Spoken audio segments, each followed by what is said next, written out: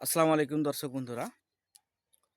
পুরো বিকালটা আমার এই ঘুরতে ঘুরতেই চলে যায়। আমাদের যে বিশেষ করে আমি যেখানে থাকি নওগাঁ পাহাড়ে, আমার এলাকাটাতে প্রচুর কিন্তু হচ্ছে যে আম বাগান।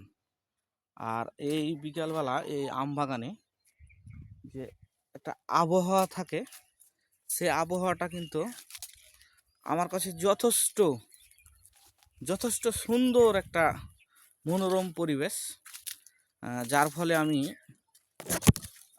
হচ্ছে যে এখানে বিকালবেলা ঘুরতে একটু ভালোই বাসি। এক প্রকার এই গাছের প্রতি আমার ভালোবাসা বলা চলে।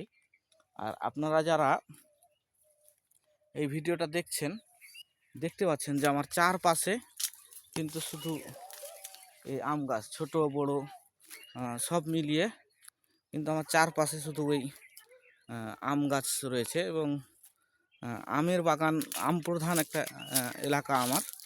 আমরা বিশেষ করে পুরো বাংলাদেশ ব্যাপী যেই পরিমাণ আমের ব্যাপারে খ্যাতি অর্জন করেছি, সেটা এত তাড়াতাড়ি অন্য কোনো এলাকা হচ্ছে কি যে আমের ব্যাপারে পরিচিত হয়নি।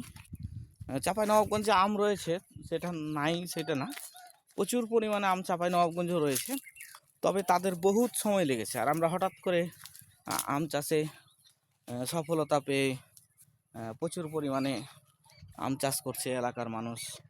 এবং এই আমের পাশাপাশি সময় বিভিন্ন জন হচ্ছে যে এই এই যে জমিগুলো দেখছেন, এগুলোতে একসময় ধান চাষ হতো।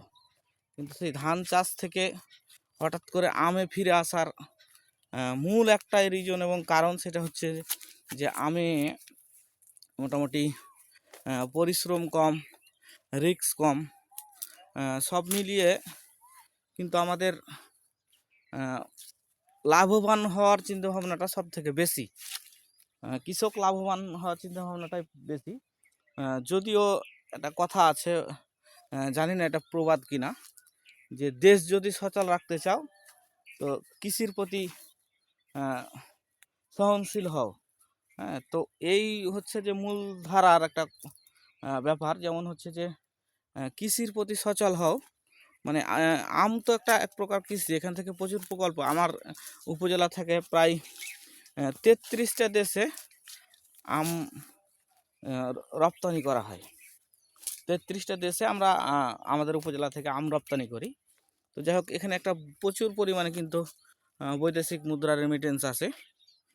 তো যারা আমার এই ছোট্ট ইনফরমেটিভ একটা ভিডিও দেখছিলেন, সবাইকে ধন্যবাদ এবং পাশে থাকবেন, ভালো রাখবেন।